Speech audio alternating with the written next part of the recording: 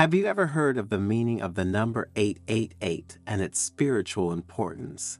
For many, it is an angelic number, a portal to luck and prosperity. The certain thing is that for all religions, this number has links with spirituality and with the divine that is in each of us. And it is said that if you write the number 888 on a sheet of paper and put it under your pillow, you can transform your life.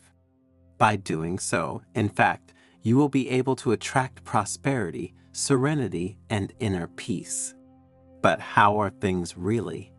Make yourself comfortable and stay until the end of the video, because at the end of this Zen story you will find an answer to this fascinating mystery. And also, you will learn about the power of the number 888 and how to use it to attract what you want into your life. But before continuing, if you haven't already done so, subscribe to the channel and turn on notifications. This way, you will be notified when we publish new content for your spiritual growth. The sun sank lazily on the horizon, painting the sky with fiery shades that danced on the rocks like tongues of fire. The elderly and wise monk, Kato, is about to reveal something unique to his disciples. Around the crackling fire, Kaido's disciples anxiously awaited the words of the Buddhist monk. They knew that, once again, their mentor would amaze them with extraordinary revelations. Kaido, with his calm and persuasive voice, began to narrate an ancient story, one of those capable of opening the mind and leaving a profound mark in the hearts of each of them. In the mists of time began the monk. A mystical number emerged from the depths of the universe, 888. Since then, its energy permeates creation, bringing abundance, prosperity, and balance. Like a rushing river that fuels life, this number brings with it the promise of a bright future, a future full of joy and fulfillment. The monk bent down, picking up a small sheet of snow-white paper. With precise and delicate gestures, he traced the number 888 in golden ink. His calligraphy, as fluid as a mountain waterfall pouring down the valley, seemed to leave a mark in the minds of the disciples. This symbol, he explained in a soft voice, contains an ancestral force capable of attracting positivity into your life like a magnet attracts iron. Think of this number as a talisman that brings good luck, a bridge that connects heaven and earth, a portal that will lead you to a world of wonders. The disciples listened in silence, enraptured by the Master's words. Their eyes shone with curiosity and hope, like stars lighting up in the night sky. 888 is more than just a number, Kato continued, his voice vibrant with wisdom. It is a key that opens the door to the unlimited potential of the universe. And consequently, if we know how to interpret certain messages well, to the unlimited potential that lies within each of us. Like a magical portal leading to a world of wonders, this number will allow you to access an infinite reserve of energy and wisdom, an inexhaustible source of inspiration and inner strength. One of the younger disciples, eager to know more, asked, "Master Kato, how can this number open the doors of prosperity and inner peace for us?" The monk, looking at everyone with a broad smile, invited them to write the number 888 on a sheet of white paper, using golden or red ink, symbols of prosperity and luck. The sheet then had to be placed under the pillow before going to bed, like a hidden treasure waiting to be revealed. While you sleep, Kaito whispered in a firm voice, your mind will open like a flower in the sun, and the energy of 888 will flow through you, purifying your spirit and preparing you to receive new gifts from the universe. It will be like a rain of blessings falling on the thirsty earth. Dreams will transform into prophecies, intuitions into flashes of genius, and synchronicities into invisible guides that will lead you to your highest destiny. The disciples nodded, and with their hearts full of hope and the paper with the number 888, clutched in their hands, they headed towards their rooms. The ritual that Cato had spoken about had affected them deeply, and they couldn't wait to carry it out with all the trust and faith they were capable of. In the quiet of the night, the disciples retreated to their rooms, lulled by the singing of the nocturnal birds and the rustling of the leaves. The paper with the number 888 rested under their pillows like a precious talisman that emanated a subtle and vibrant energy, and that night a very strange thing happened. Everyone dreamed of something, and the dreams became vivid and colorful, full of symbols and mysterious messages to interpret and use as maps for one's happiness. Upon awakening, the disciples felt transformed, as if a cool breeze had swept away the clouds of their minds. A sense of renewed energy and profound inner peace pervaded their being, like a wave of positivity that enveloped and intoxicated them. Over the next few days, surprising events began to manifest in their lives. New opportunities knocked on their doors, like flowers blooming at dawn. Unexpected encounters illuminated their path, like lighthouses in the night indicating the route. Fortunate coincidences led them towards the realization of their dearest dreams, like shooting stars that grant wishes.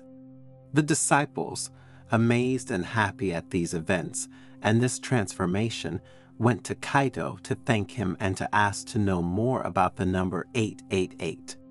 The wise monk, with a benevolent smile, invited them to sit around the fire, which crackled brightly like a beating heart that united them under the same roof.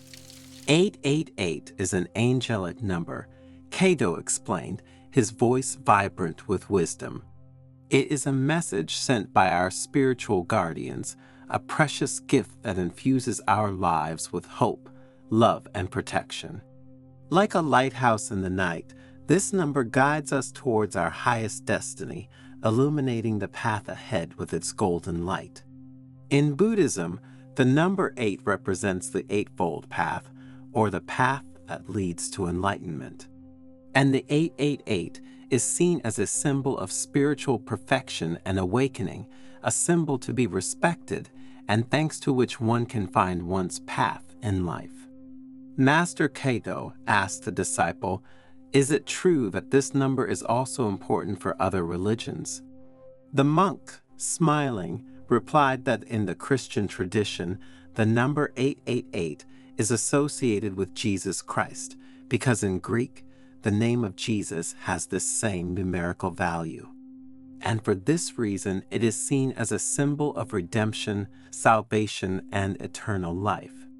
Cato told stories of angels and spiritual guides who, through this issue, had offered their help to people in difficulty. He talked about how this number was often present in prophetic dreams, sudden intuitions, and surprising synchronicities, like an invisible thread that weaves the fabric of our destiny. The 888 is a symbol of balance and harmony, continued Cato.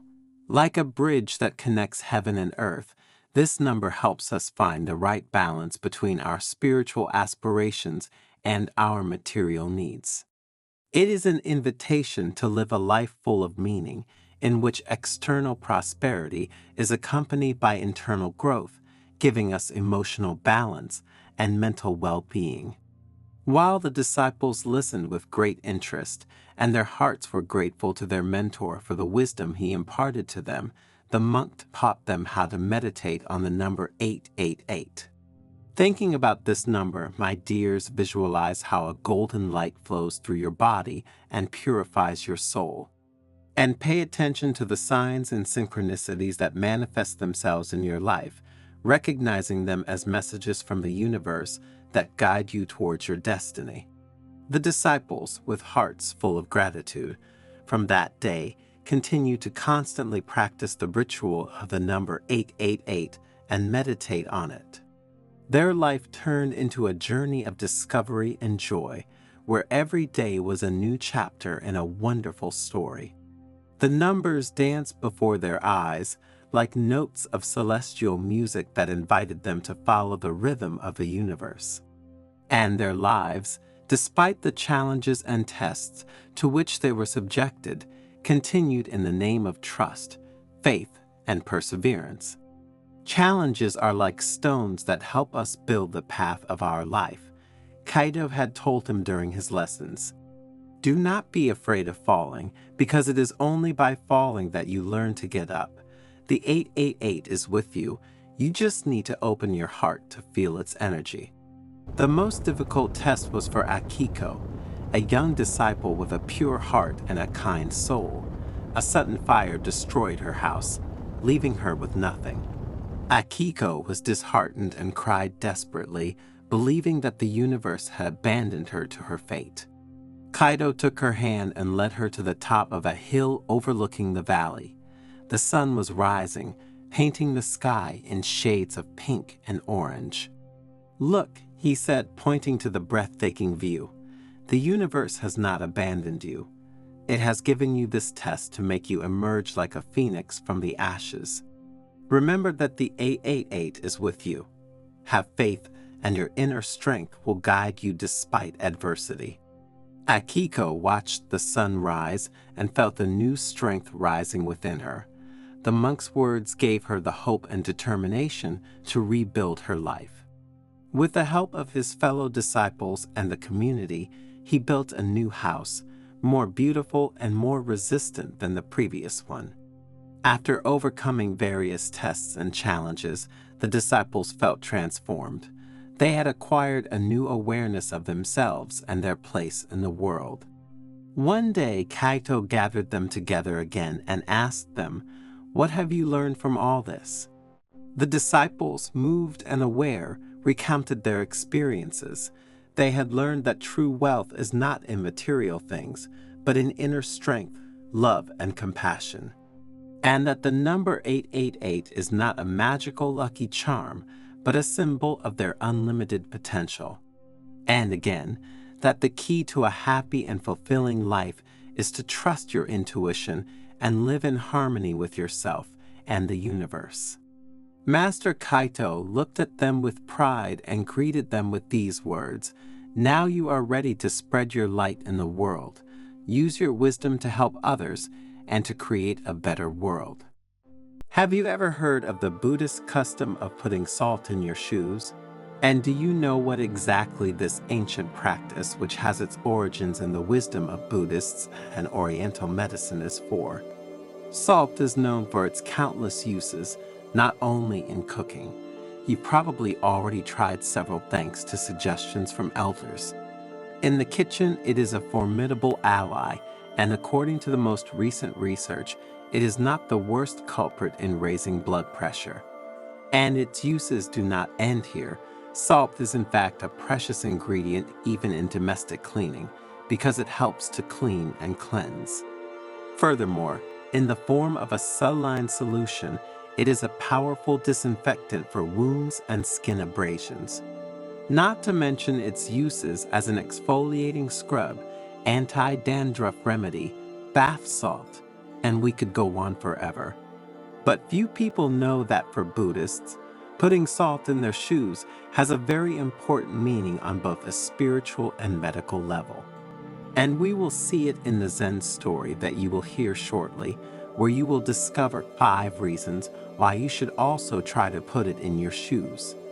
So stay until the end, because what we will reveal to you in the last minutes of the video will strike you deeply, leaving you speechless. In the heart of a valley surrounded by the mystical aura of the Japanese mountains stood an ancient Buddhist monastery, guardian of age-old wisdom and a place of refuge for those seeking inner peace. In this place where time seemed to have stopped, lived the elderly and venerated monk Makoto, whose wisdom and profound understanding of the ways of Buddhism and Oriental medicine shone like the light of a candle in the night. One morning, as the golden rays of the sun filtered through the branches of the trees, Makoto gathered his disciples in the monastery cloister for one of the usual lessons. And with a serene expression, he invited them to sit in a circle around him and began to speak in a warm and reassuring voice. Every step we take on the path of life is a sacred journey, the monk began, a path that leads us to knowledge of ourselves and the universe that surrounds us. And just as when, to face a long and tiring journey, it is necessary to prepare adequately, so also in our earthly existence, we must be ready to face the challenges that await us.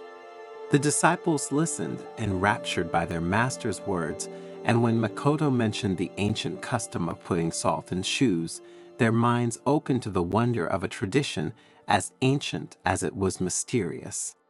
This practice, Makoto continued, has roots that go back to the remotest past, when our ancestors walked through wild and impervious lands.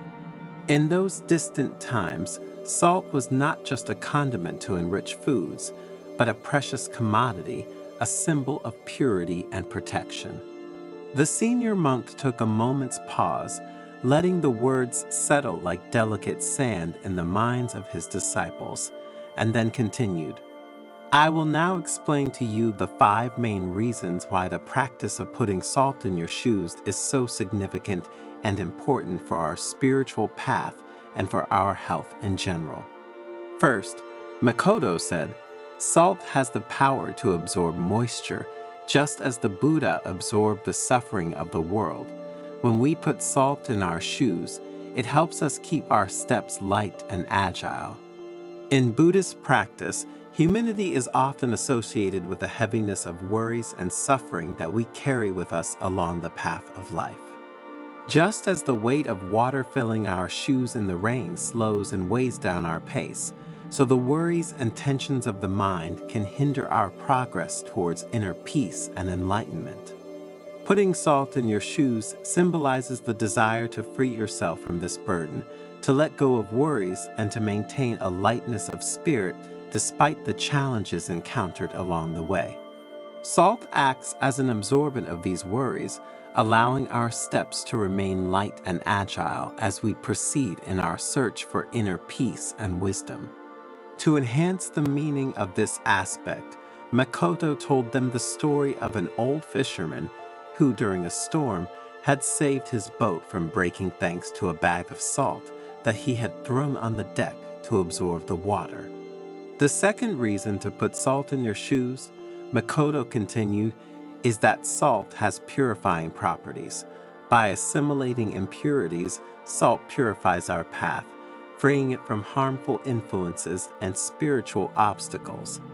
Putting salt in our shoes, therefore, is a way to protect our mind and spirit from the deceptions and temptations of the outside world. To better explain this idea, the monk shared with his disciples the story of a traveler who, during his journey, had encountered a river infested with evil spirits.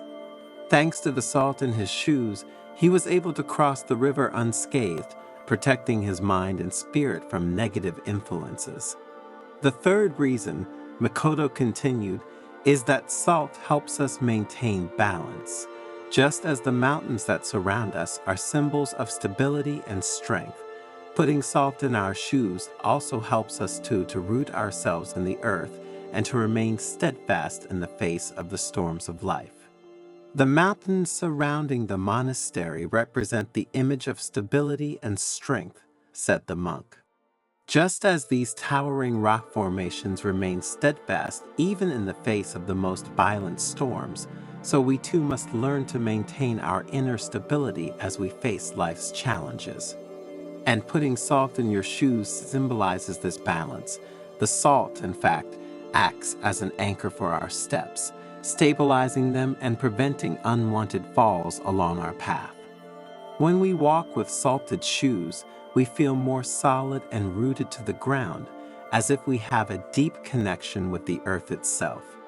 This balance not only affects the body, but also the mind and spirit. Therefore, following this practice is an invitation to find the right balance between the different dimensions of our existence.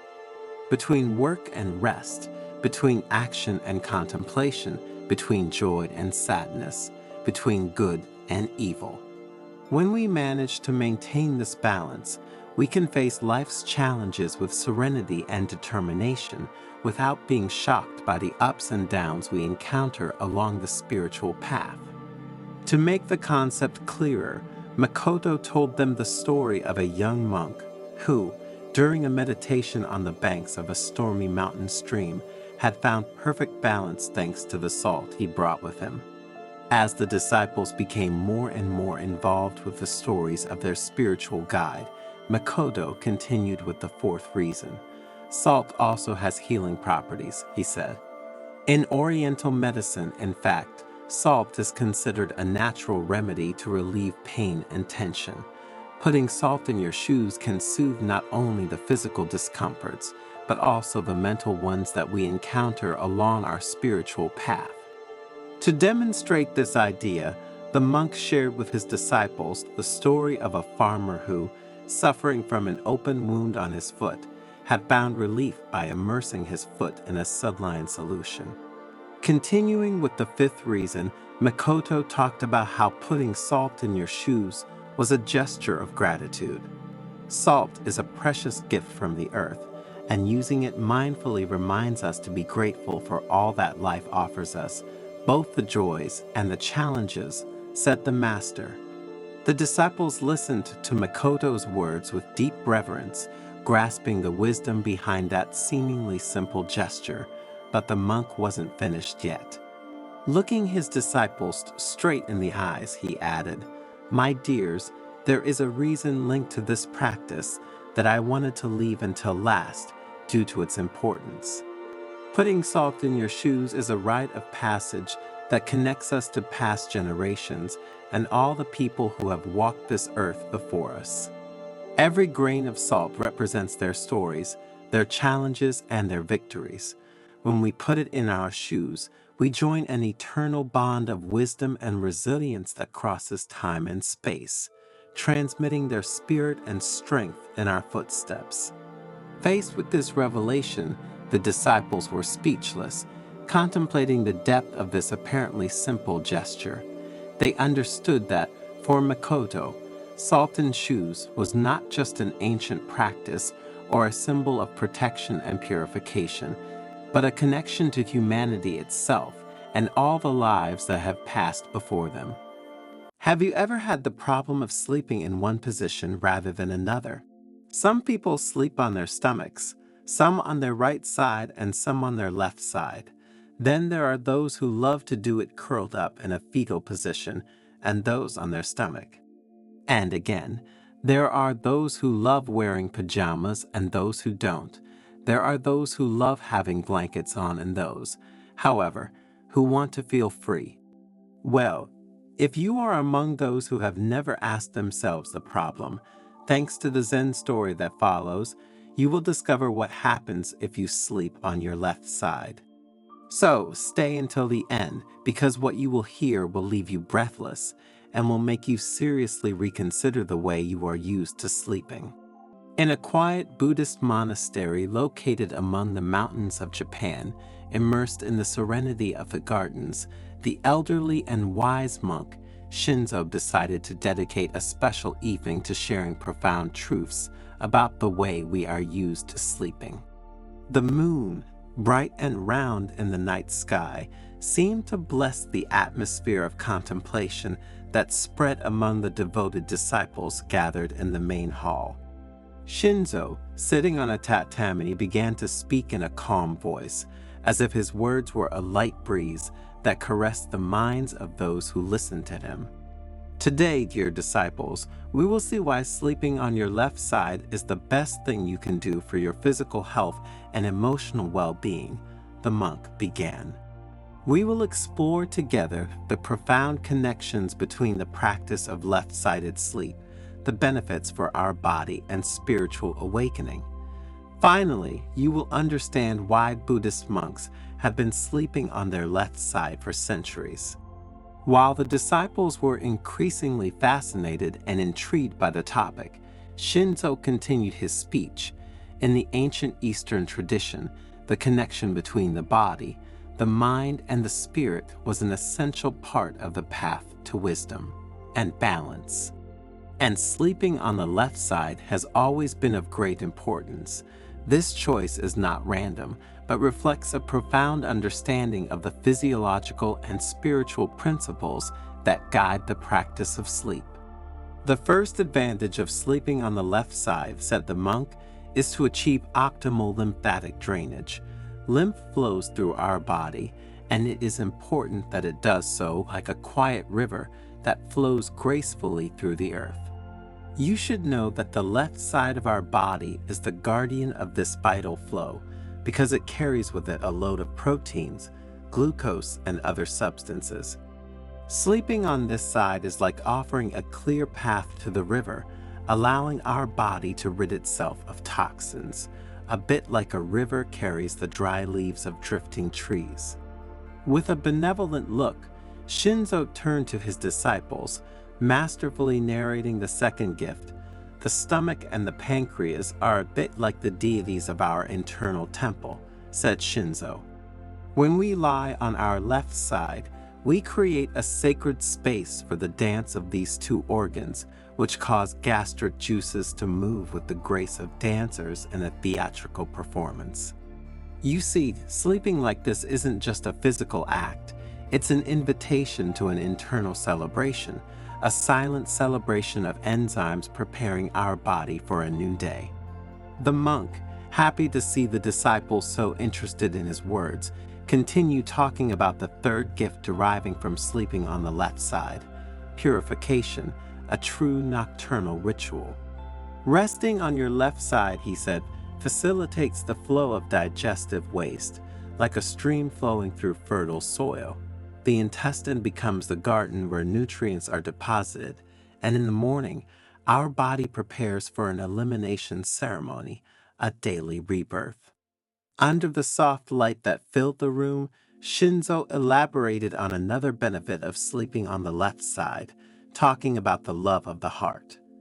Our heart is the ruler of our body, he said with a smile. By sleeping on the left side, we offer the heart a perfect backdrop for its work. The aorta, its messenger, starts in a majestic arch towards the left side, like a traveler crossing a bridge, making the journey easier and the blood flow more harmonious. The monk stood up slightly as if dancing along with his tales and continued with the fifth gift. And now, let's talk about the spleen, the devoted handmaiden.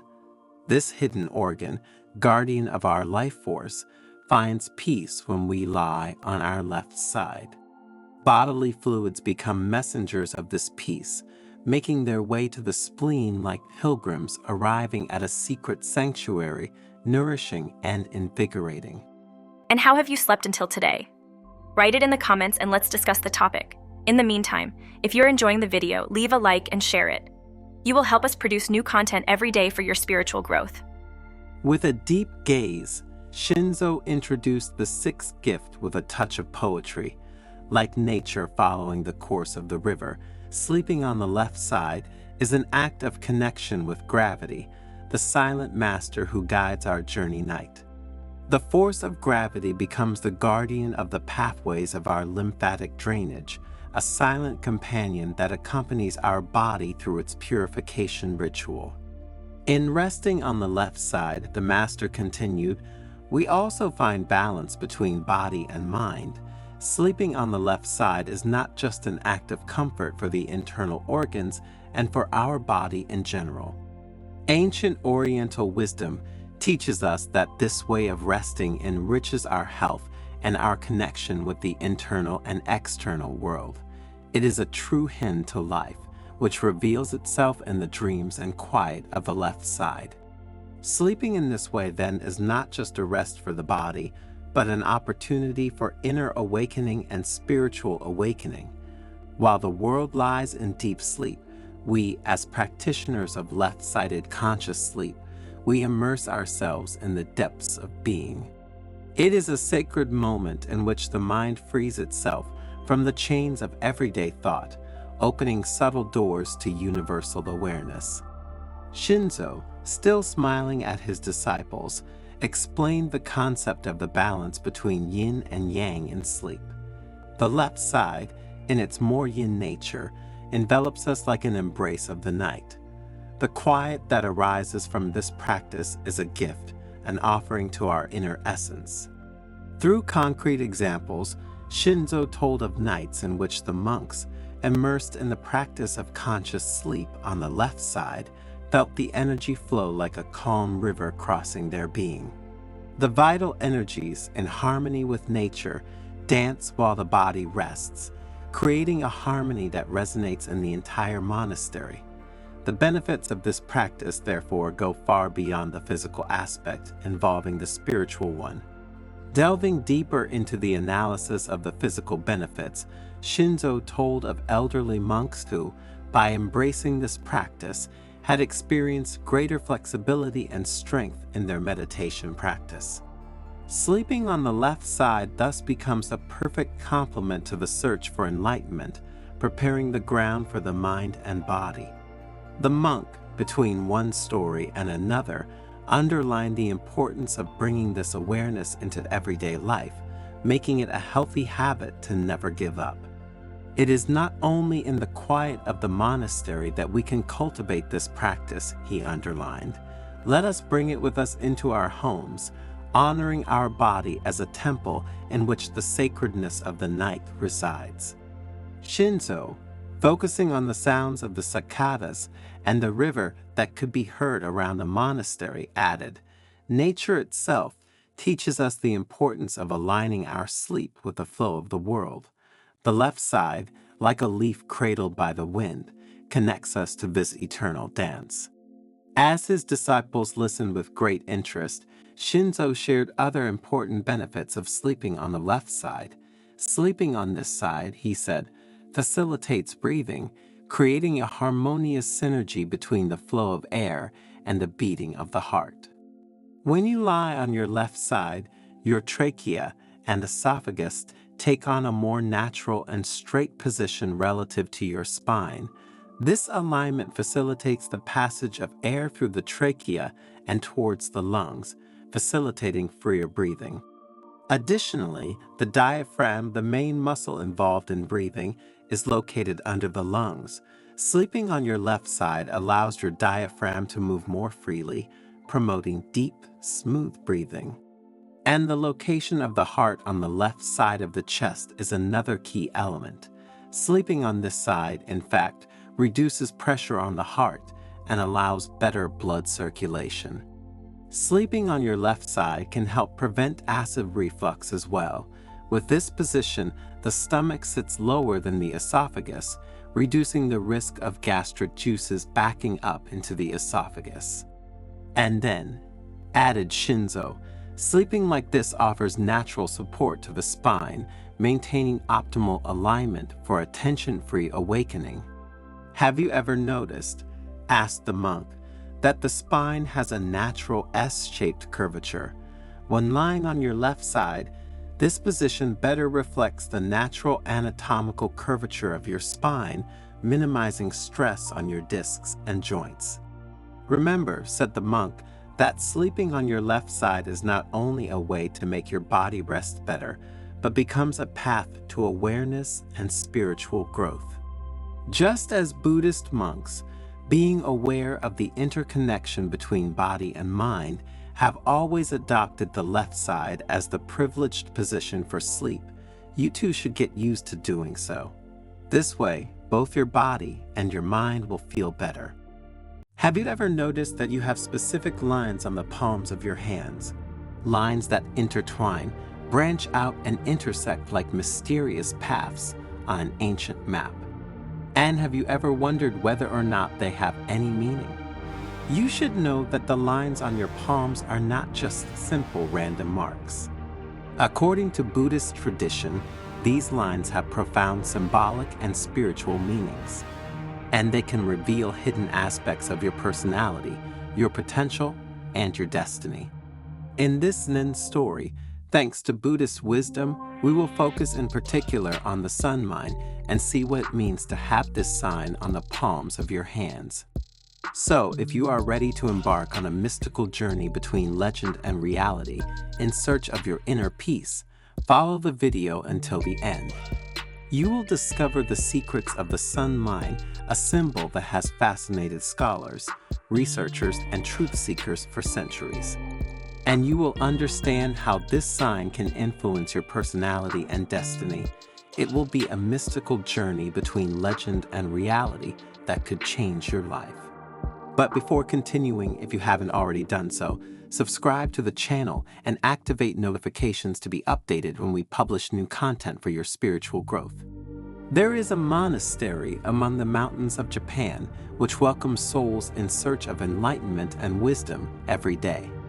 Within his austere walls, the old monk Ninsei, renowned for his profound knowledge, usually gathers disciples to share precious teachings. One day, while the sun painted the sky with golden brushstrokes and the singing of birds filled the air of the surrounding forest with celestial melodies, Ninsei invited his students to gather around him. "Dear disciples," he began in a quiet voice, "today I will tell you about an enigmatic line that some of you may have imprinted on the palm of your hand. This line, called the Sun Line, is shrouded in an aura of mystery that has fascinated and intrigued Buddhist monks for centuries." A murmur of curiosity spread among the disciples, like a light wind stirring the leaves of the trees. Each of them carefully examined their hand, trying to identify the mysterious line that could have hidden an unexpected fate. But before delving into the meaning of this line, Ninsei continued with an enigmatic smile, "I will tell you the legend of a young monk obsessed with the sun line." The disciples drew even closer, captivated by the promise of a fascinating story. And Ninsei began to tell the story of the young monk, his obsession with the line of the sun, and his journey in search of the truth. Tenzin was an intelligent and sensitive boy, but tormented by a doubt. He didn't have the line of the sun on the palm of his hand, the master began to tell. Convinced that this was a sign of his adverse destiny, he isolated himself from the world, locked himself in a cave in the mountains. The disciples listened attentively, imagining Tenzin's sadness and loneliness. One day, Ninsei continued, an old Buddhist master named Kenpo came to see him and invited him to follow him. Kenpo was a wise and compassionate man with a deep understanding of human nature and the mysteries of the universe. "Why should I follow you?" Tenzin asked in a tired voice. "My life is already marked by bad luck." Kenpo looked at him with understanding eyes. "True luck, Tenzin," he said, "is not found in the lines of your palm, but in the light that emanates from your heart. Follow your light and you will find happiness." Tenzin was doubtful because there was a reason he had taken refuge in those mountains. Some people, in fact, had convinced him that not having that specific mark on his hand was an omen of misfortune for him and for those around him. But something in Kenpo's words touched him, so he decided to follow him and embark on a journey of self-discovery. During their journey, Ninsei recounted, Kenpo taught Tenzin the principles of Buddhism, meditation, and the importance of cultivating compassion, gratitude, and determination. Tenzin began to see the world with new eyes, to understand that true wealth does not lie in material things, but in the inner light that each of us possesses. A disciple, curious, asked, "And the line of the sun, Master Ninsei? What meaning does it have in Tenzin's story?" Ninsei smiled. The sun line, he explained, represents the inner light that each of us possesses. Tenzin, initially obsessed by the absence of this line, learned to cultivate his inner light and not depend on external signs to find happiness. And his story teaches us that true luck is not a question of destiny, but of a positive attitude and a life lived in harmony with the values that inspire us. The disciples thought long and hard about Ninsei's words and Tenzin's story. The legend of the sun line had lit a spark in their hearts and a glimmer of hope.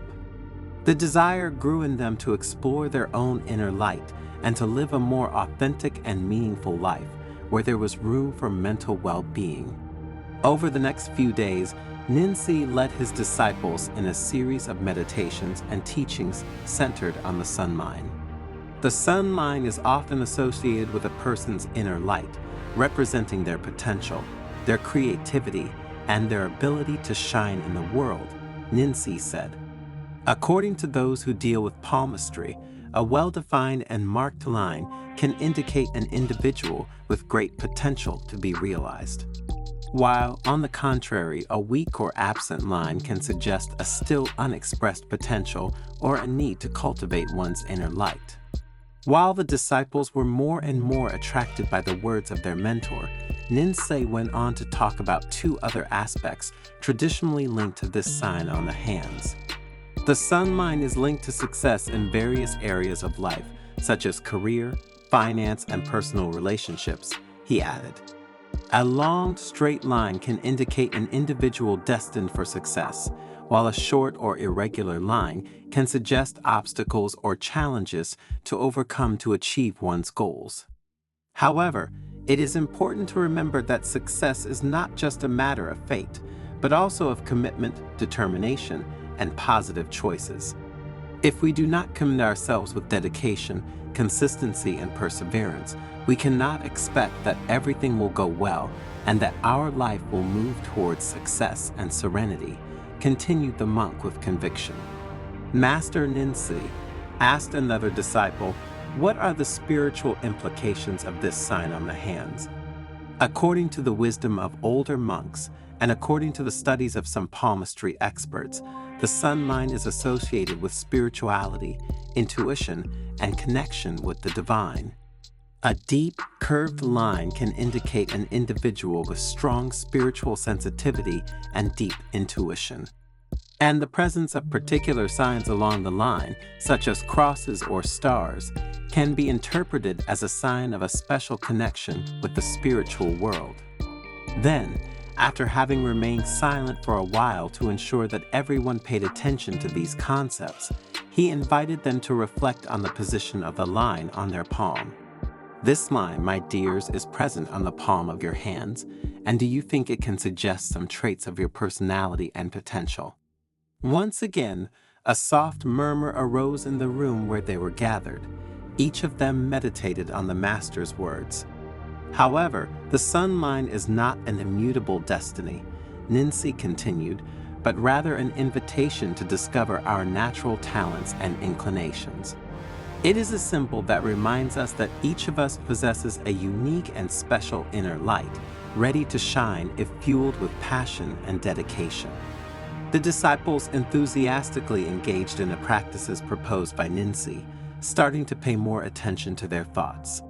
They understood that listening to their emotions and paying attention to their actions, trying to identify the values that guided them and the goals they wanted to achieve, was crucial to living fully. One day, a disciple named Mai approached Ninsei with a doubtful expression. "Master," he asked, "my sun line is very short and thin. Does that mean I don't have much potential?" Ninsei looked at her with his eyes full of wisdom. "Mai," he said, "sunlight is not measured by the length or breadth of its line, but by its intensity. Remember that even a small spark can light up an entire room. True strength lies in your determination, your compassion, and your will to make a difference in the world." Ninsei's words touched Mai's heart. The young woman realized that true wealth did not lie in external characteristics, but in the inner light that she could cultivate and share with others. Over time, Ninsei's disciples continued to grow and evolve, inspired by the legend of the sun line and the wisdom of their master. They learned to live in harmony with themselves and the world around them, spreading messages of peace, compassion, and hope. The story of the line of the sun spread far beyond the monastery walls, reaching the hearts of people of every culture and religion. But what does this story teach us? That true luck is not a question of fate or external signs, but of a positive attitude and a life lived in harmony with the values that inspire us. True wealth lies in our mind, in our heart, and in the actions we perform every day. Like the sun line, each of us has a unique and special inner light. It's up to us to grow it, nurture it, and share it with the world. Only in this way can we help create a brighter and more hopeful future for all. Let us always remember, the inner light is our greatest strength. Let's give her room to shine. In addition to this universal message, the story of the Sun Mine also offers us an invitation to reflect on our individuality and potential. The position of the sun line on the palm of the hand can be seen as a metaphor for our natural talents and inclinations. It is an invitation to discover what makes us unique and to pursue it with passion and dedication. In a world that often pushes us to conform to predefined standards, the story of the sun line reminds us that true wealth lies in our authenticity. And it is only when we embrace our uniqueness and share it with the world that we can make a difference for ourselves and others. So, next time you look at the palm of your hand, remember the story of the sun line. Be inspired by his message of hope and inspiration, and start cultivating your inner light, because that's where true luck and fulfillment lies. Have you ever heard of the ancient practice of putting your name in salt water? Imagine immersing your deepest desires in a mystical ritual, letting salt water purify them and transform them into reality. What would it be like to be able to live a life full of serenity and inner peace, free from pain and suffering? And what would it be like to find emotional balance and mental well-being by pushing away the things and people that hurt you? In this then story, thanks to Buddhist wisdom, you will discover that if you put your name in salt water, you can make your wishes come true. If you stick around to the end of this story, you will discover the incredible power of salt water for your life. And you will know how a Buddhist monk named Ariko helped a young disciple rediscover the joy of living through Zen philosophy and this ancient secret ritual. So get ready for an exciting journey through the snow-capped mountains of Japan, where ancient wisdom intertwines with the transformative power of salt water. We assure you that by the end of this touching story, you will have learned how to awaken your inner potential and turn your dreams into reality. In an ancient village nestled among the snow-capped mountains of Japan, there lived an old and wise Buddhist monk named Ariko. Known for his profound wisdom and compassion, he attracted disciples from every corner of the country, eager to learn from his teachings. His fame was such that even the emperor himself occasionally went to the temple to receive his advice. One day, a group of disciples gathered around the master. Their faces were marked by tiredness and discouragement.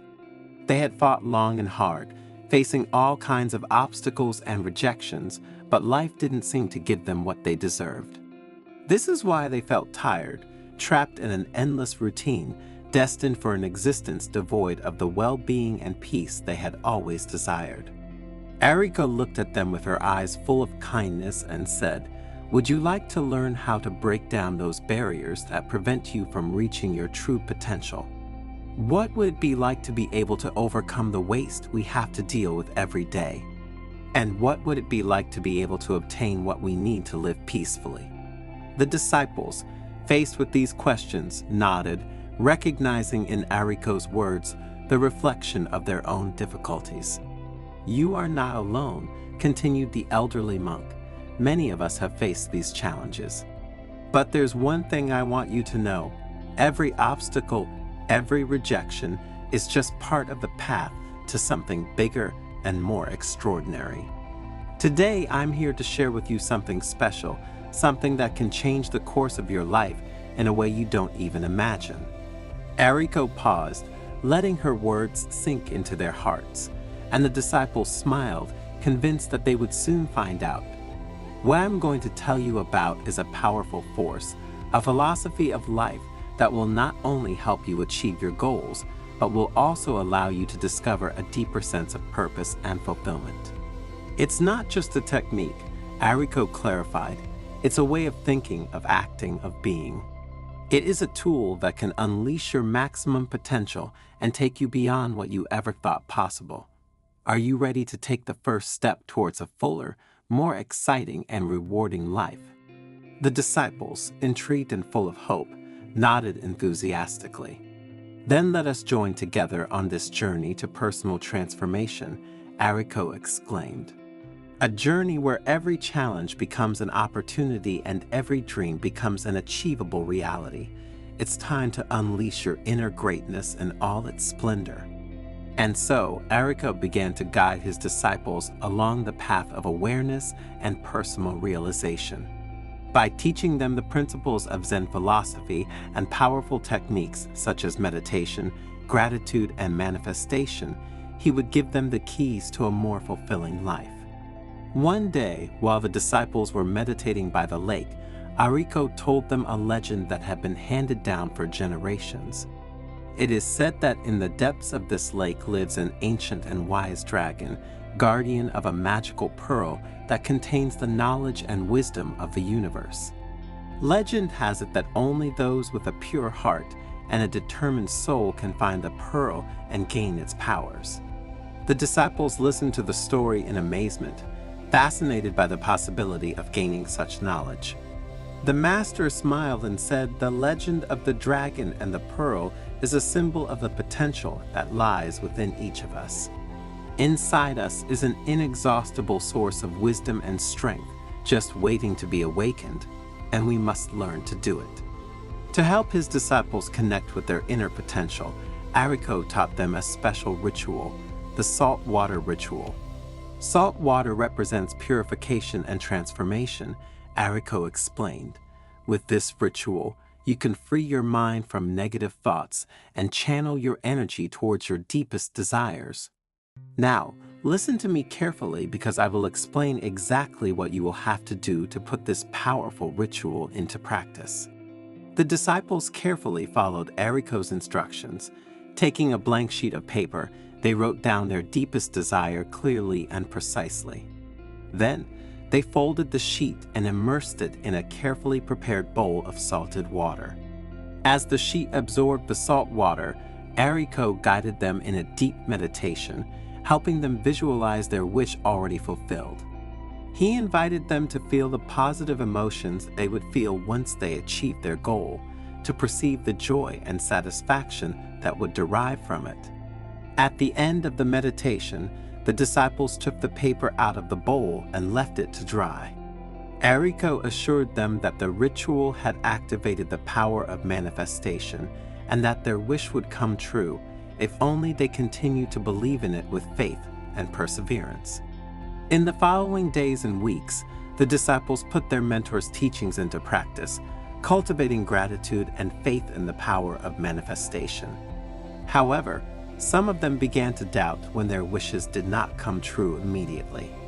Ariko reassured them, explaining that the path to personal fulfillment is not always linear. There will be obstacles and trials to face, but it is important to maintain faith and never abandon your dreams. Every trial is an opportunity to grow and strengthen, he said. Learn from your mistakes. Don't be afraid to fail.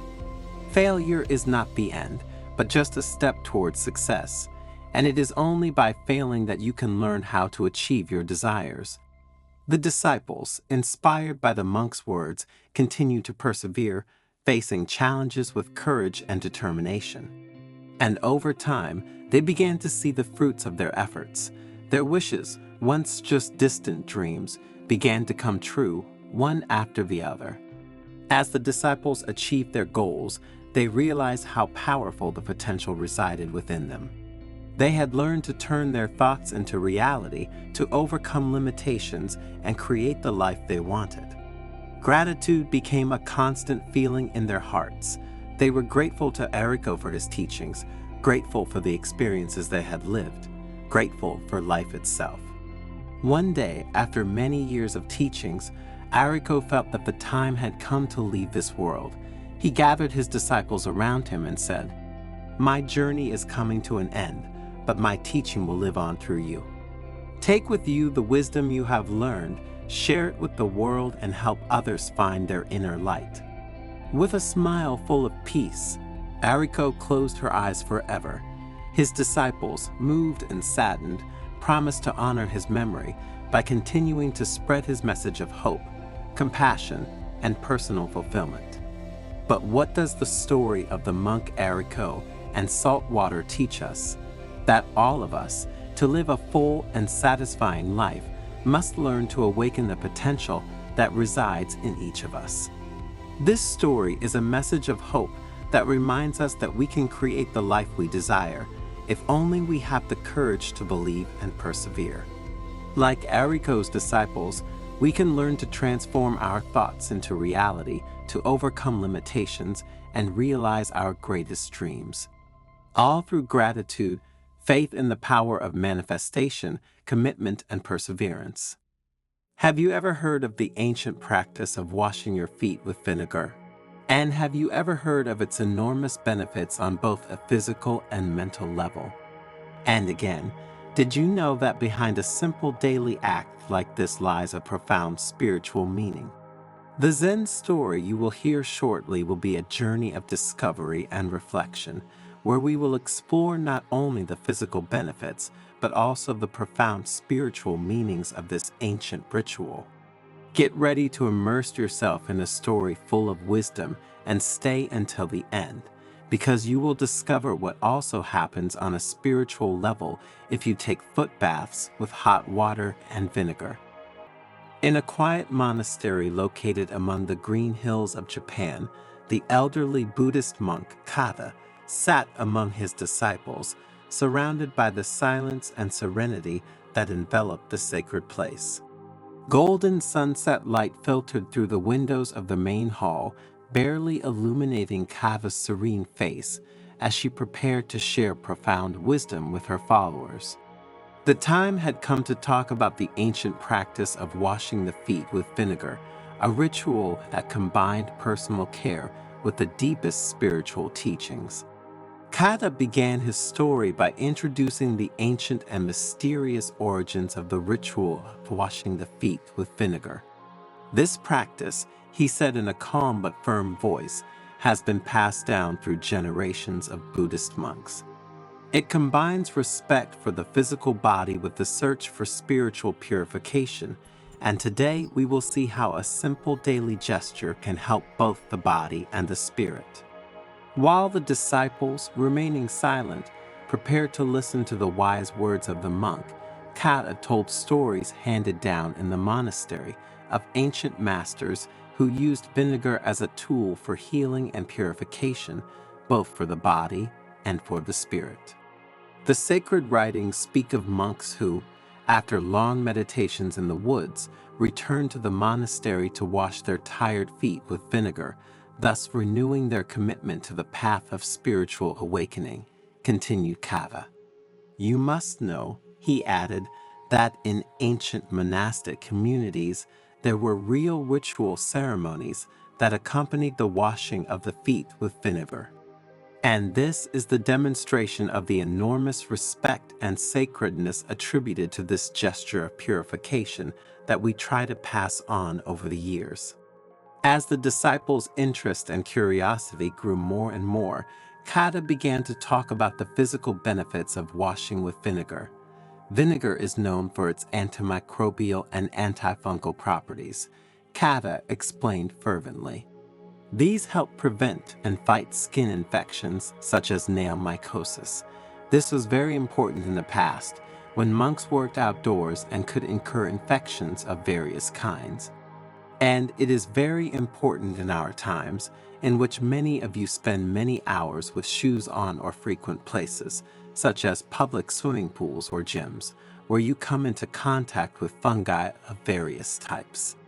With concrete examples, Kava illustrated how washing your feet with vinegar could improve skin health, reduce unpleasant odor, and even relieve muscle pain and fatigue.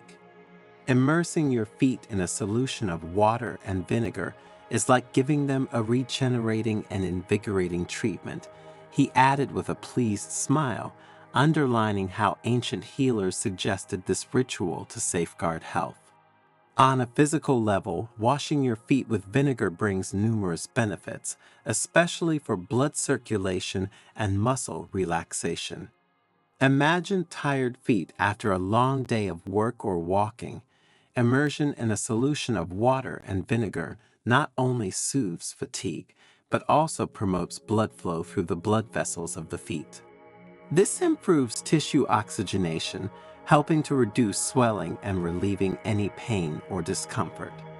Furthermore, the heat of the water combined with the relaxing properties of the vinegar helps the muscles of the feet to relax, dissolving the tensions accumulated during the day. This muscle relaxation not only brings immediate relief, but can also promote better posture and greater balance in the long term, as the muscles in the feet are essential for supporting the full weight of the body throughout our days. Kata also explored the exfoliating effect of vinegar on the skin of the feet, removing dead cells and leaving them soft and smooth. This deep cleansing process contributed to the overall health of the feet. You will probably smile to hear a monk talk about the exfoliating power of this practice, said the elderly and wise monk, smiling amused. But the truth is that even these aspects, apparently frivolous, play a role in our physical and emotional well-being. Faced with this joke, they all let out a group laugh, appreciating the sympathy with which the master approached them in explaining the importance of this ancient practice. Kata looked at his disciples amused. Then, in a calm voice, he moved on to talk about the symbolic and more purely spiritual aspects of this ancient Buddhist ritual. In washing our feet with vinegar, we find a profound symbol of our inner search and aspiration for spiritual purity, he continued. Imagine our tired and dusty feet after a long journey through life.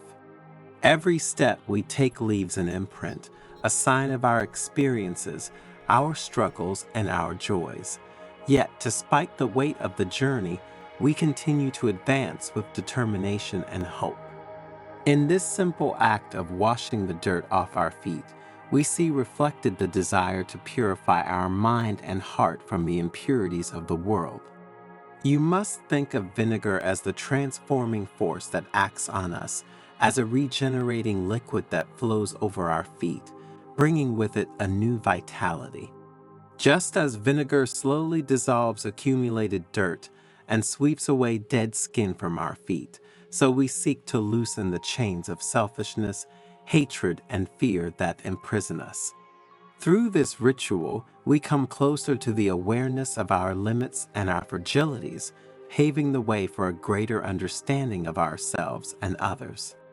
The washing of feet with vinegar is not only a gesture of purification, but an act of humility and compassion.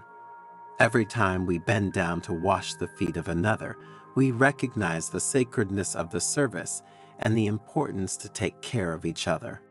This gesture reminds us that we are all part of a single human community, linked by invisible bonds of love and mutual respect.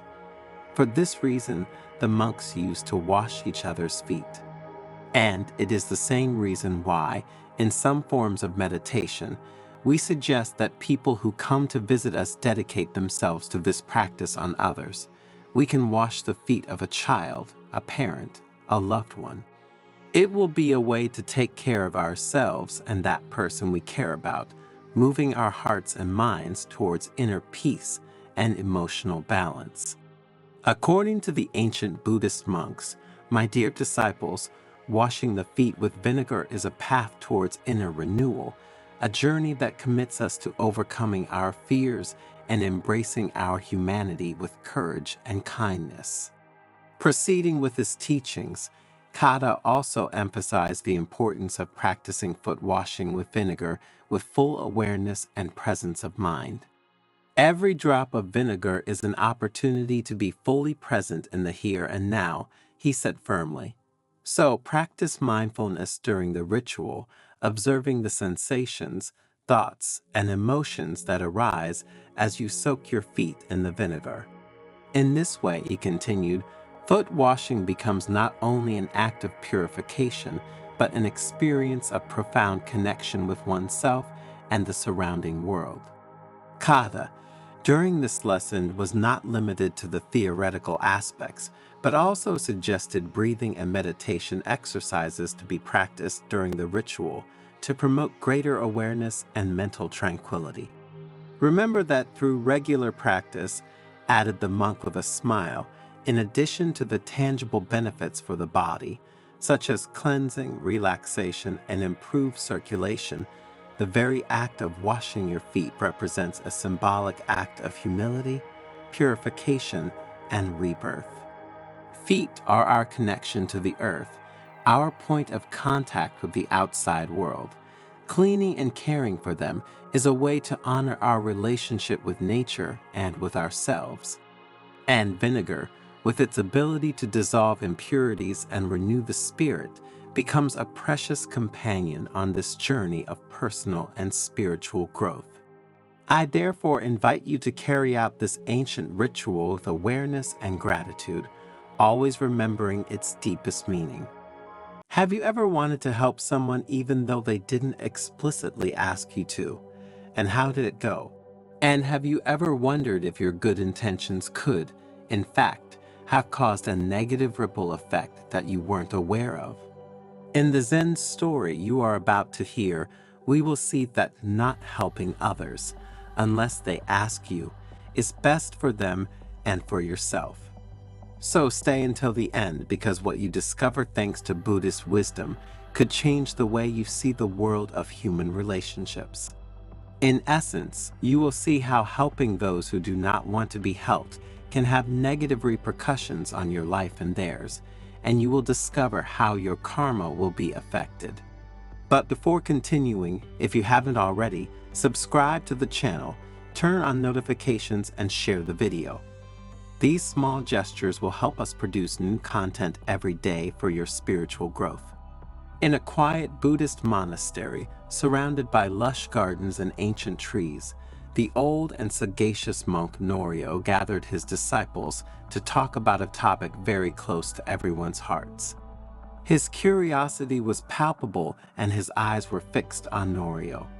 They all wanted to understand more about the reasons why, when they had helped someone, things had not gone as they would have liked.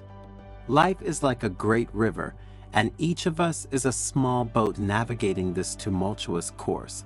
Norio began in a calm voice. Often we tend to jump into that current, trying to steer other people's boats without waiting to be asked. To make the metaphor he had just used understand, Norio shared a story passed down through the centuries. He spoke of a young monk eager to help a companion in difficulty without being asked. The monk's intervention, although well-intentioned, caused a succession of unexpected events, creating an intricate labyrinth of challenges, even dramatic, for both. You should know, Norio continued, that suffering is a necessary lesson in our spiritual growth. Each individual, like a jewel, is shaped by the pressures of life and the challenges they face. But when we intervene without being called, we rob them of the opportunity to learn, grow, and train. To further clarify his lesson, Norio spoke of two friends, Shoin and Masu, who had shared joys and sorrows since their school days.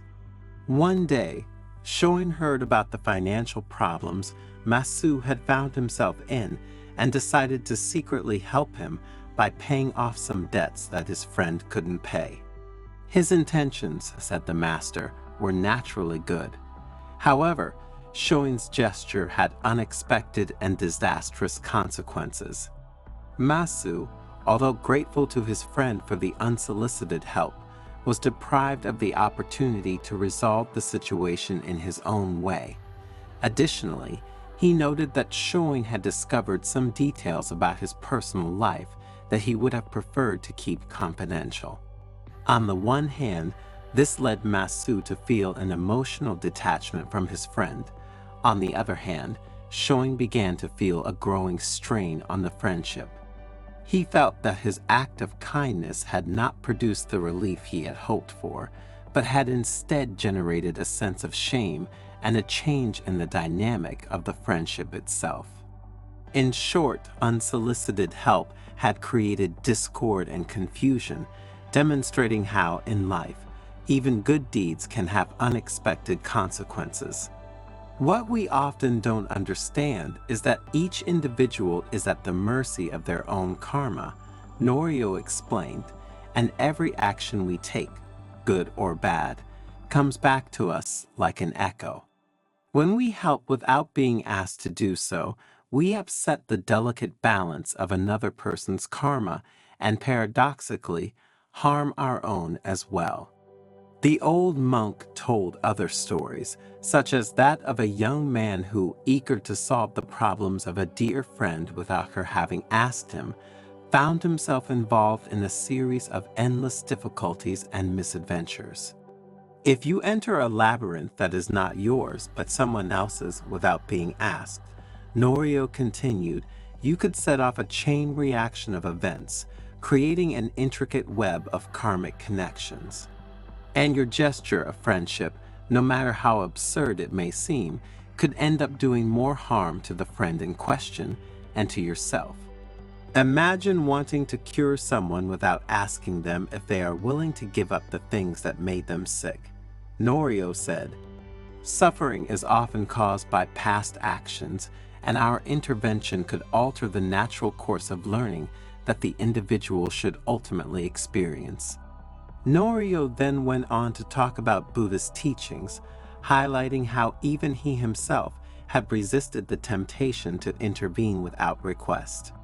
Buddha, the monk explained, had understood the sacredness of the individual learning process and how the karma of each being must be respected. Suffering is a very severe but precious teacher, Norio continued, using other everyday examples to better illustrate the concept. He spoke of the many moments when, seeing a friend or family member in difficulty, empathy pushed him to offer help, and how instead, Buddha taught the wisdom of waiting for the person themselves to ask for help.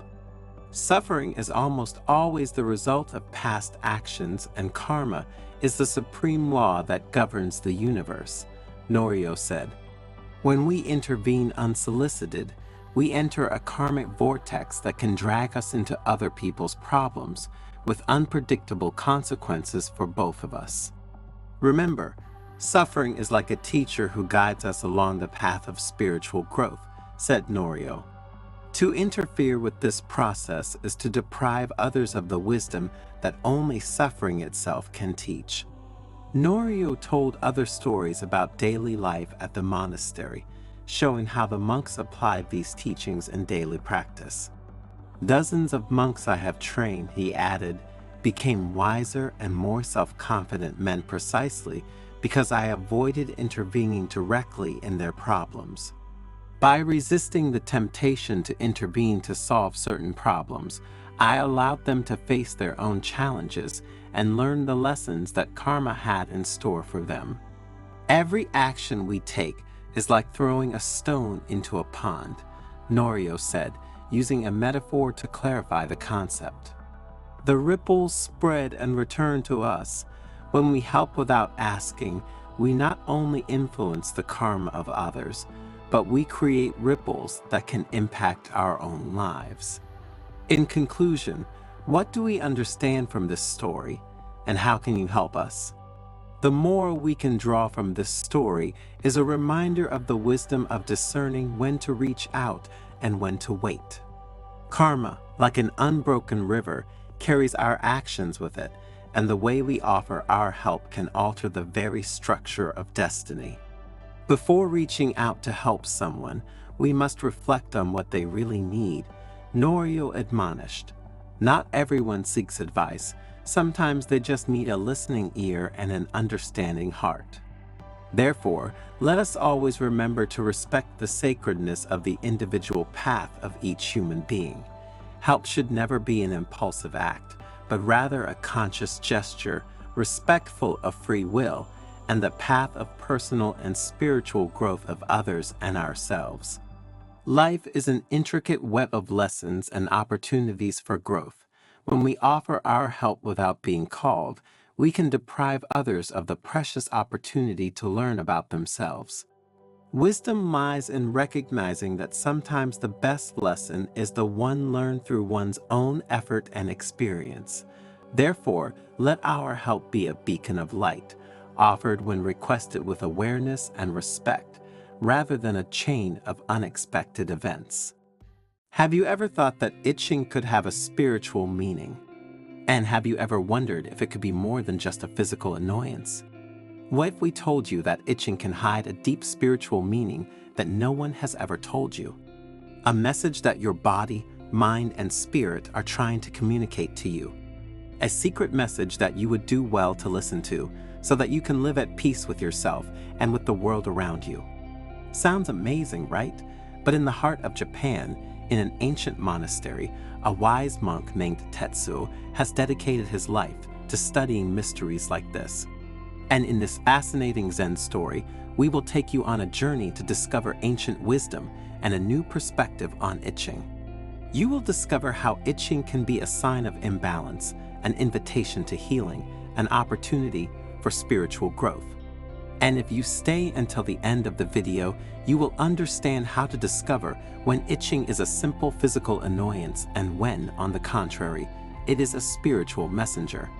But before continuing, subscribe to the channel and activate notifications to be informed when we publish new content for your spiritual growth. The morning sun filtered through the leaves of the maples of the Zen monastery of Komyuji, illuminating the wrinkled but serene face of the venerable monk Tetsuo. His disciples, sitting in a semicircle around him, eagerly awaited his words. Tetsuo was known for his enigmatic parables and profound teachings, capable of touching the heart and awakening the mind. That day, however, the topic seemed, only on the surface, unusually banal and earthly, itching. My dear disciples, the monk began with an enigmatic smile. Today, I want to talk to you about a phenomenon that all of us have experienced, but which few have truly understood: itching. A murmur of surprise spread among the disciples. The itching. What could it have to do with spirituality? Master, asked shyly Sakura, a young raven-haired disciple, isn't the itching just a physical annoyance, a symptom of some allergy or irritation? Tetsuo nodded. In many cases, Sakura, you are right, but itching can be much more than just a physical ailment. It can be a messenger, a signal that our body, mind, and spirit send to us to get our attention. A messenger. Taro, an older disciple with a thick white beard, asked curiously, "And what is this messenger telling us?" This, Tetsuo replied, is the question we must ask ourselves every time we feel the itch. What is our body telling us? What is our mind telling us? What is our spirit telling us? Tetsuo scratched his chin thoughtfully, as if searching for the right words. Often, he said, we think of itching as a simple physical discomfort caused by an insect bite, an allergy, or dry skin. And in many cases, this is the truth. But there is another level of meaning, a spiritual meaning, that we often ignore. The disciples listened with growing attention, enraptured by their mentor's words. Itching, Tetsuo continued, can be a sign of imbalance, of disharmony. It can indicate that something is wrong in our life, that there is an area that requires our attention and healing. It can be an invitation to look inside ourselves, to explore our emotions, our thoughts, and our actions. Tetsuo paused, letting his words sink into the minds of his disciples. I remember, he said, a time when a persistent itch tormented me.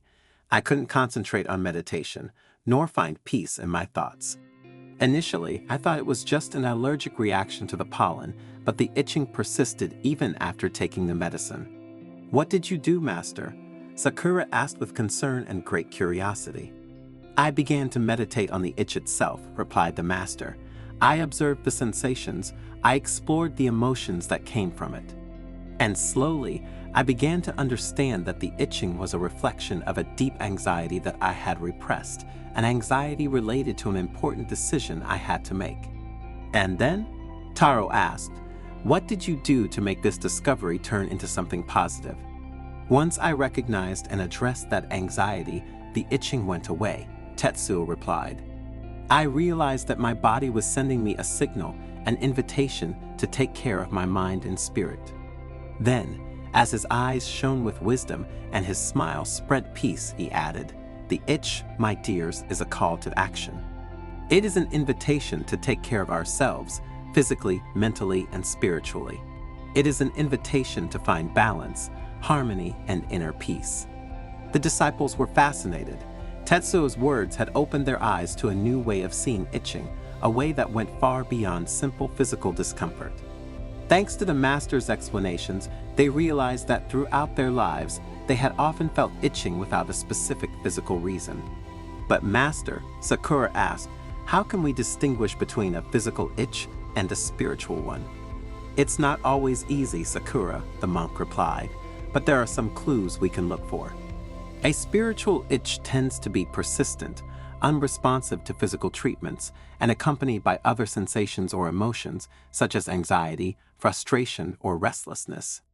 Tetsuo continued, furthermore, a spiritual itch can manifest itself in specific areas of the body, each of which has a symbolic meaning. For example, an itchy hand can indicate a desire to take action to change something in our life. An itchy foot can suggest a need for grounding, for stability, to find a place in the world where we can feel like ourselves. An itchy head can be a sign of mental confusion or thought overload. The disciples listened intently, taking mental notes. The lesson on itching became more and more interesting. Tetsuo, looking his disciples in the eyes, continued his lesson by telling about a new disciple who had once arrived at the monastery. He was a young man tormented by constant itching in his hands. He had consulted numerous doctors, but none had been able to find a cause or cure. Desperate, Hiroshi had decided to seek help in the monastery, hoping to find relief in Tetsuo's wisdom. The monk welcomed Hiroshi warmly and invited him to share his story. And the young man told of his hectic life, his stressful job, and his constant dissatisfaction. He had always looked for happiness externally, accumulating material goods and chasing ephemeral successes, but nothing seemed to quench his internal itch. Tetsuo listened carefully, nodding every now and then. When Hiroshi finished speaking, the monk said to him, "Hiroshi, your itchy hands are not just a physical ailment. It is a sign that your soul is restless, that there is an unexpressed desire burning inside you. Your hands, tools of action and creation, are asking you to express your true nature, to follow your passion." Hiroshi was confused, but Master, he said, I don't know what my true passion is. I have always done what others expected of me, what society considered right and appropriate. Tetsuo nodded and replied, your true passion, Hiroshi, is like a seed buried deep in the earth. It needs to be nurtured, cared for, and brought to light.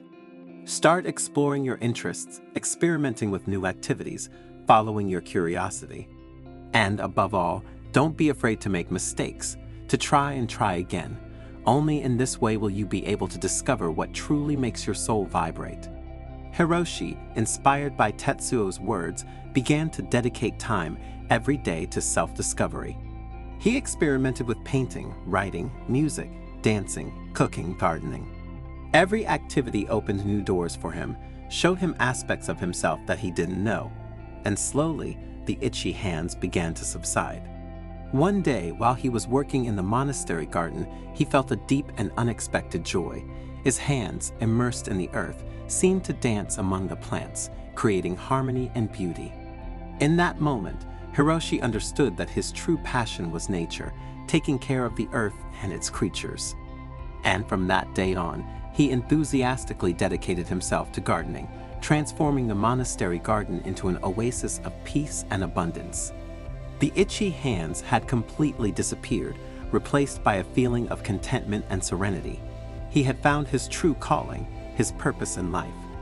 The disciples reflected on the story they had just heard, understanding the profound message it contained. The itch, like life itself, was a journey, an opportunity for growth and transformation. From that day, Tetsuo's disciples began to see the itch with different eyes. It was no longer just an annoyance, but an opportunity, an invitation to explore one's inner world and find peace, balance, and healing. And so, itching, from a simple physical symptom, transformed into a powerful tool for spiritual growth, a path towards self-realization. In the following days, the disciples began to share their experiences with the itch. Sakura told how an itchy throat had pushed her to express an opinion she had long kept repressed, freeing her from an internal burden. Taro spoke of an itchy leg that had led him to embark on a pilgrimage, discovering new perspectives and renewed motivation in his spiritual practice.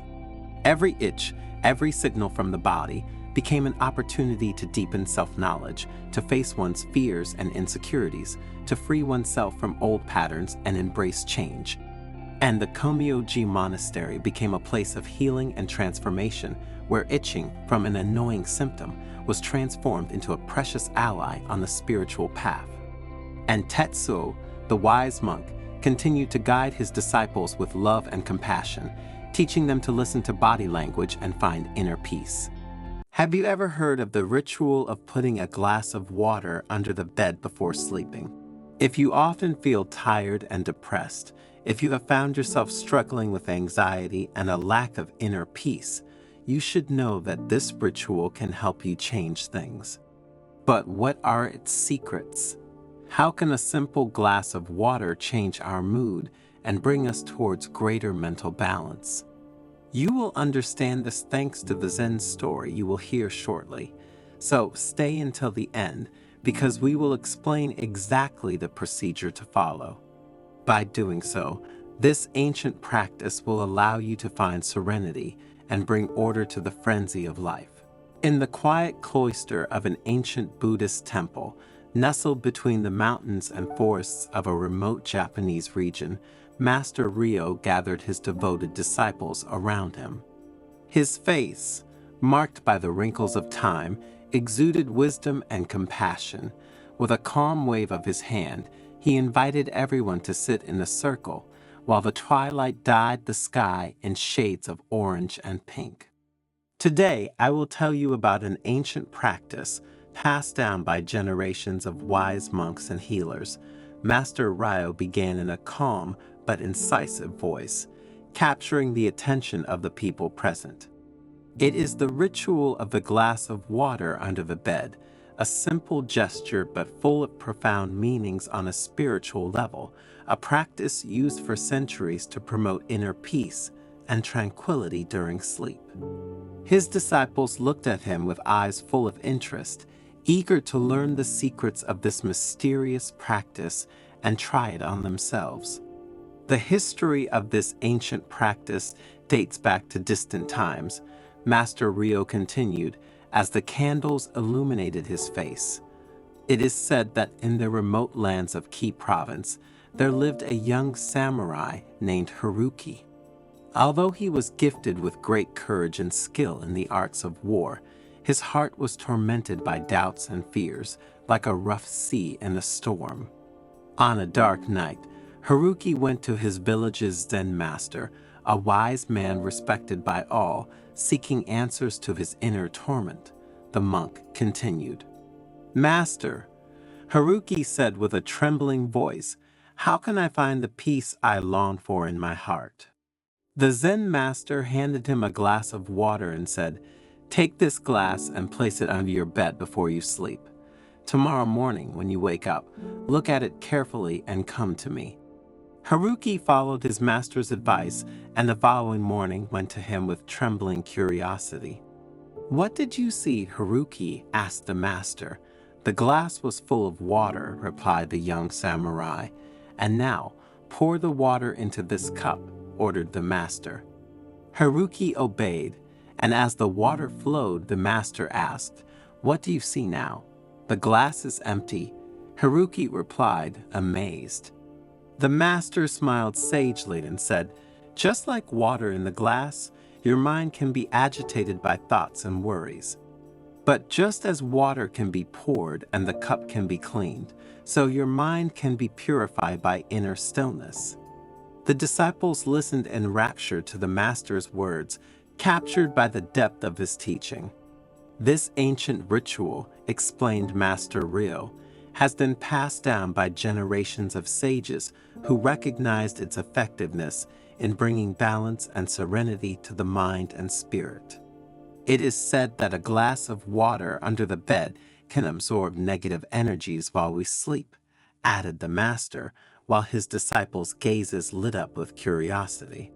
In the morning, if the water has bubbles or is cloudy, it means that it has worked its magic, absorbing the dark energies that surround us.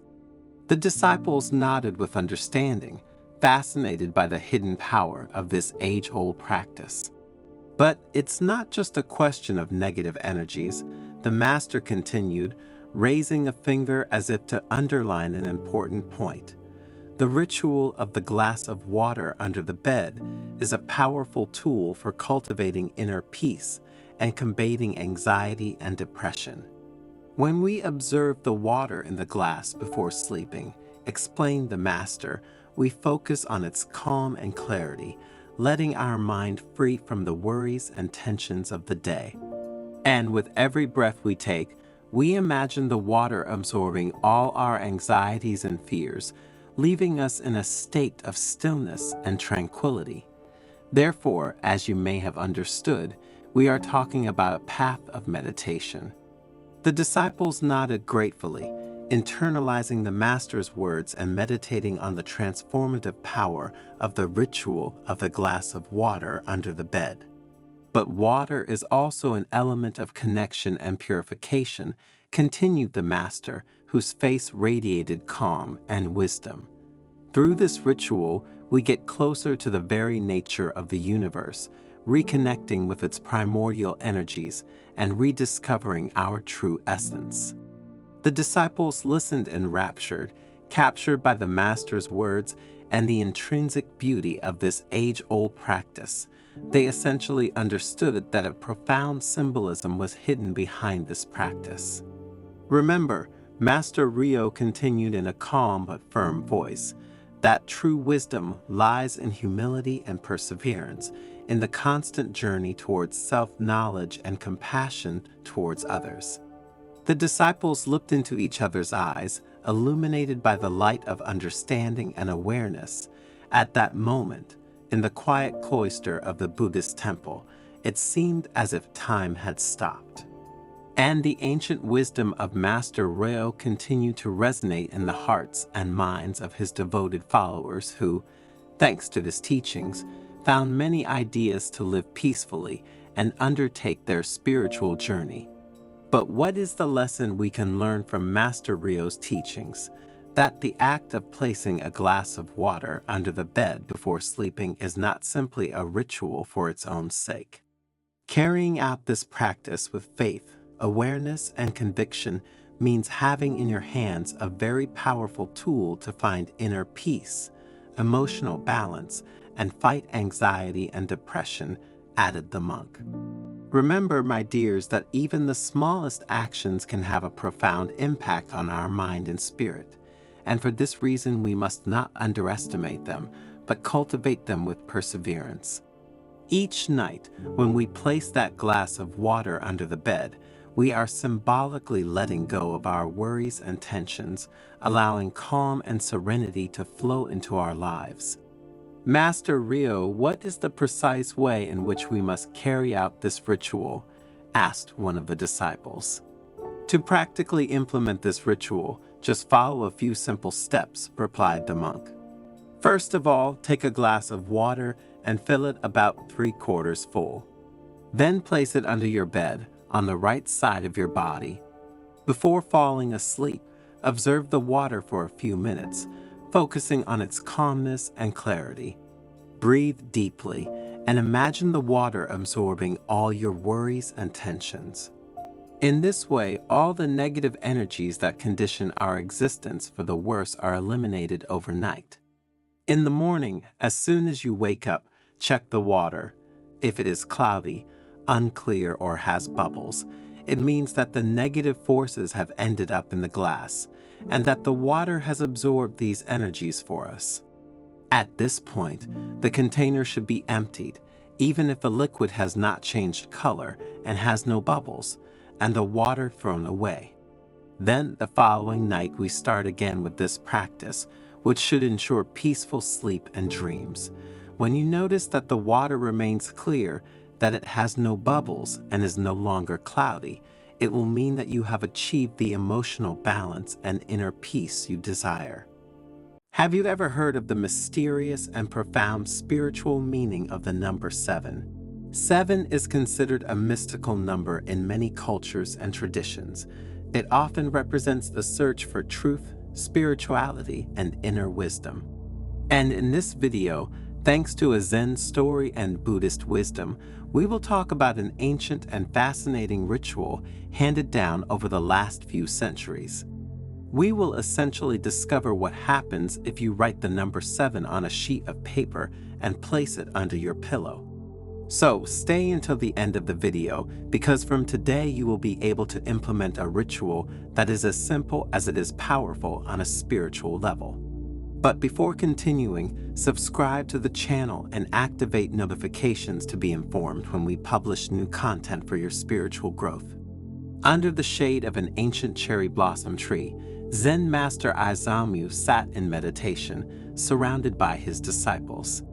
An aura of profound peace permeated the air as the pink petals floated softly like light snowflakes.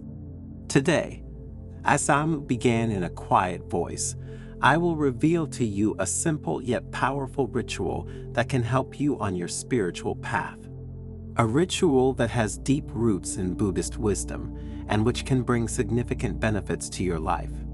The disciples, intrigued, approached, their gaze attentively on the master. Aizamu continued, "Take a sheet of paper and write the number 7 on it in black or red ink. The shape of the number is not important. What matters is the intention you put into doing it. Then, fold the paper and place it under your pillow before sleeping." A murmur of amazement ran through the group. "Why this ritual, master?" asked Takeshi, one of the younger disciples. Aizamu smiled sagely. "The number 7, he explained, is a powerful symbol in Buddhist tradition and that of other religions.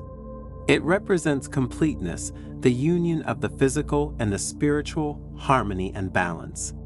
Writing the number 7 on a piece of paper and placing it under your pillow is a way to connect with this positive energy and channel it into your life. It is a profoundly symbolic gesture with very profound spiritual and psychological repercussions." "But how does it work?" asked Akiko, another disciple. The master nodded and began to delve deeper into the topic so that it would be clearer for everyone. "During sleep, our mind is more receptive and open to suggestions than at any other time. And the sheet of paper with the number 7 placed under our head unconsciously transmits to the mind a message of completeness, harmony, and balance. This message that we transfer to our brain can help us solve problems, overcome obstacles, find new inspiration, and achieve prosperity. In addition to this," Aizamu continued, "the number 7 can also aid spiritual awakening. It can help us develop our intuition, connect with our inner wisdom, and live with greater awareness." The disciples listened attentively, fascinated by their mentor's words. Aizamu continued, "However, it is important to remember that this ritual is not a magic wand. It is not enough to write the number 7 and expect your life to suddenly change. The true power of this ritual lies in our intention and our will for personal and spiritual growth. If we practice it with faith and perseverance," Aizamu stated, "it can be a valuable tool for improving our mental well-being, our emotional balance, and our inner peace. It can help us walk our spiritual path with greater motivation and awareness, making us better and successful people." The disciples nodded with conviction, while Aizamu added, "Remember, the number 7 is only a symbol. The true magic lies within us. It's in our ability to connect with our inner wisdom and use the power of our mind to create a more meaningful, harmonious, and happy life." In the silence that followed the master's words, the disciples looked at each other with eyes full of hope and determination. They had received a precious gift, a simple ritual with the power to transform their lives. In the following days, many disciples put into practice the ritual of the number 7. Some had vivid and meaningful dreams, others felt more energetic and motivated, and still others found creative solutions to problems that had tormented them for a long time. The experiences of each disciple were different, but they all testify to the power of the ritual and the profound wisdom of Master Aisamu.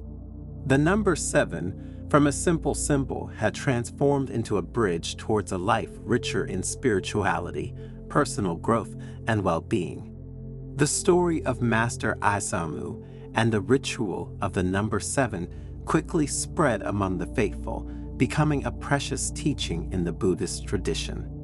A teaching that reminded everyone of the immense power that resides within us and the ability to transform our lives through connecting with our inner wisdom and spiritual practice. Thus, the fame of the ritual of the number 7 grew significantly, going beyond the borders of the monastery and reaching every corner of the country. People from all walks of life and creeds came to the master, eager to experience the transformative power of this simple gesture. Aisamu welcomed everyone with kindness and compassion, explaining to them the profound meaning of the ritual and guiding them in its practice. But he didn't just pass on instructions. He invited each person to embark on a journey of inner discovery, to listen to the voice of their heart, and to connect with the wisdom that resides within everyone. Over time, Aisamu began to notice that the ritual had different effects on each person.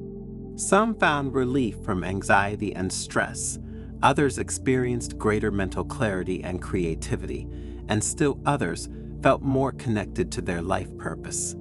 Intrigued by this diversity of experiences, the monk decided to deepen his study of the number 7. He spent hours immersed in ancient texts, meditating in solitude and communicating with his spiritual teachers.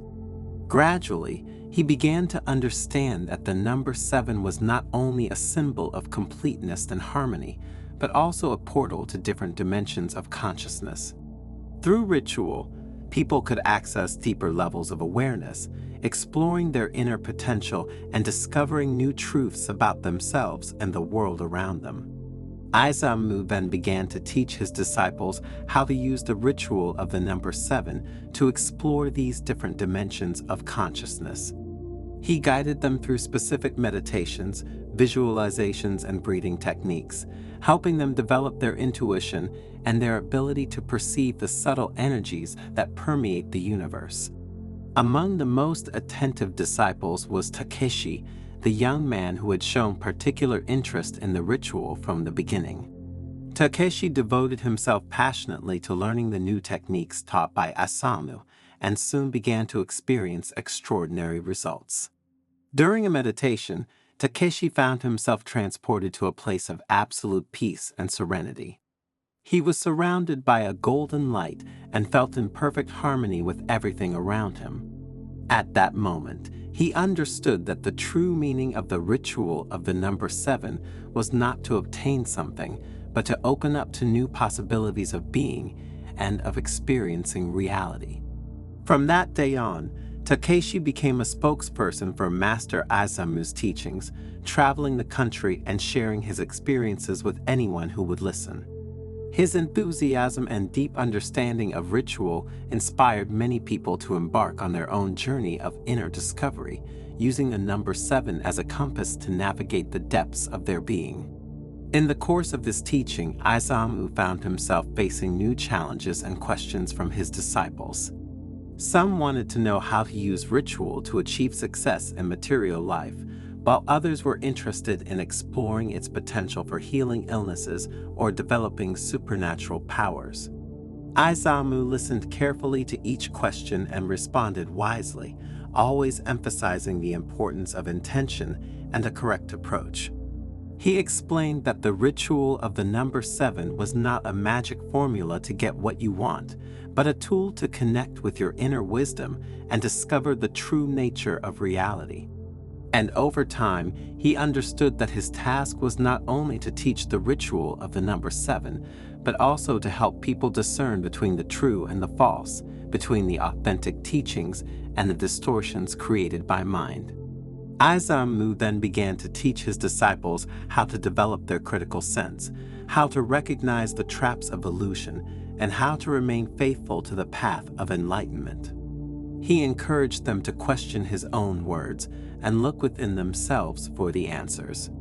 Master Aizamu's teachings continue to spread even after his death, leaving a lasting legacy that has inspired generations of spiritual seekers and people seeking a more meaningful life.